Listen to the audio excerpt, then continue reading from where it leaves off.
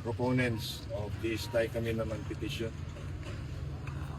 So mga igsoon, kining atong movement para sa paghatag og suporta sa kalayaan o pagkagawas ni Tatay Digong dito sa iyarong nahimutangan sa ICC, ato ning suportahan kay usa ni ka pagmahal sa atong nasod, pagmahal sa atong mga isig ka Pilipino o pagmahal sa atong konstitusyon. Kay kahibaw man ta nga dili gyud unconstitutional kaayo ang pagkaadtoro ni Tatay Digong sa atong anang ICC. So makampo tas Ginoo, magpadayon ta sa pagpakita sa atong gugma sa atong nasod, pinaagi niining maong kalihukan. So I hope this will succeed and bear more fruits for the betterment of our lives as Filipinos and as a nation. So God bless you all sa tanang ni support niini.